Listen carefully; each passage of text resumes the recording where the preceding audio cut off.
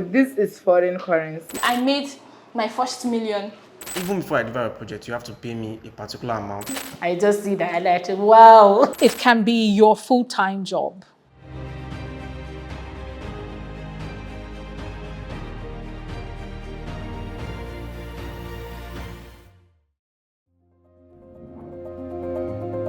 These are the unseen workers, the digital hustlers, young Nigerians tapping into a global economy, from bedrooms, cafes, and anywhere Wi-Fi dares to reach. No corner offices, no gatekeepers, just skill, grit, and a laptop. This is work reimagined. Remote work that's delivered virtually has to be in our menu of solutions for the challenges that face us at the moment. Hence the opportunity for gig work. Our journey starts in northern Nigeria with two women who decided fear will not be their future. Hi, I'm Zainab Salu Usman. I'm a digital marketer and also I did graphic design. I'm Sadia Lowell Enyaru. I'm into gig work, annotations, graphic design, digital marketing, and ratings online. Nigeria's north is known for tradition, but behind closed doors and glowing screens, a new kind of hustle is taking shape. Before the first gig, nights were heavy. Money stress followed them to bed. Tomorrow felt expensive. Whenever I went to bed, I felt struck. At times, I used to be thinking about life. How can I be financially independent? Then came the moment, not loud, not dramatic, just information meeting desperation.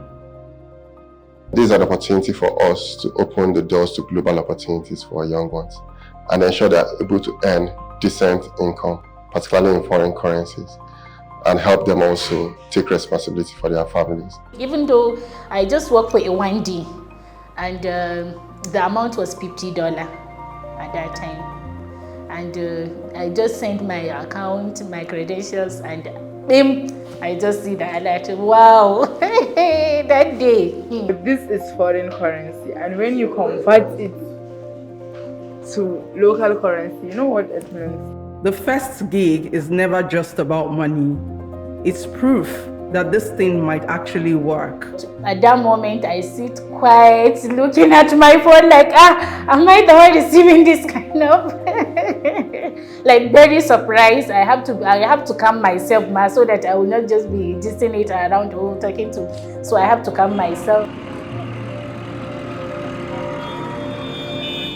Same region, different story, same question. Is this really possible?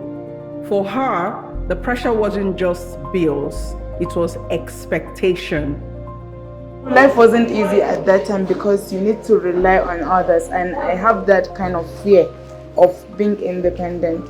Everything, including data, I have to ask for my family to send me data or give me money. So life wasn't easy at that time. If you're not working, you're not earning. Nobody gives you leave, nobody gives you a pension, nobody gives you insurance. And so because of that, a lot of people think that it is not a sustainable pathway to decent work. But our logic is all of these things can be provided. And so the answer to that precarity is not to say don't do gig work. It is how do we as a society, how do we as a program design those social protections that build in some sustainability, some stability into gig work. And that's what the Gateway program is trying to do. When income changes, everything around you shifts.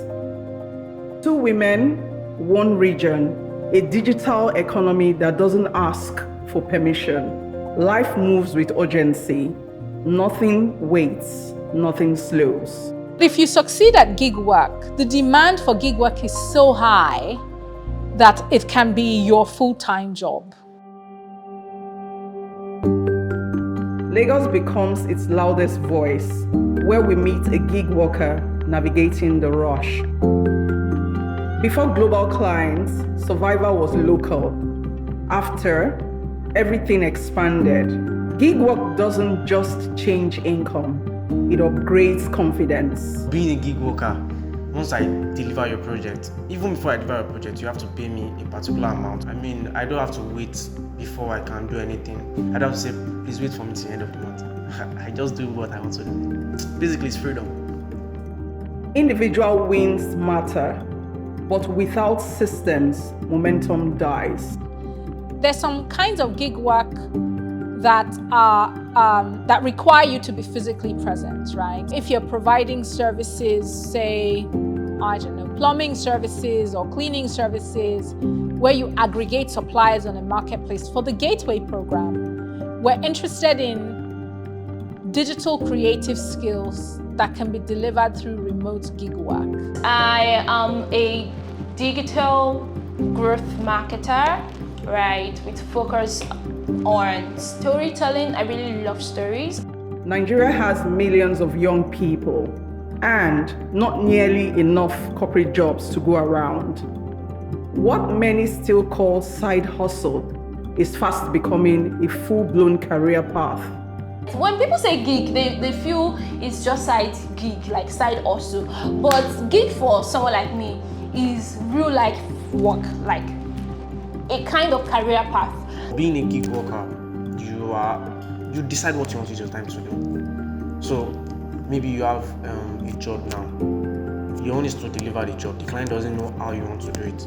Just do it within so time and so time. You just decide that, okay, from so time I want to work and deliver. Unlike 9 to 5, you have to be in the office. There was a particular year, just a few months afterwards, right, that I made my first million. A lot of people do it as a side gig, but I think we all have our differences. But for me, it was never a side gig for me because there was nothing else I wanted to do. Maybe you get like 2 jobs in a day, or you get like 3 jobs in a week, and you are busy like back to back. Then honestly, that's not a side hustle anymore. But once you get those gigs, you have a lot of clients you are working with, especially return clients.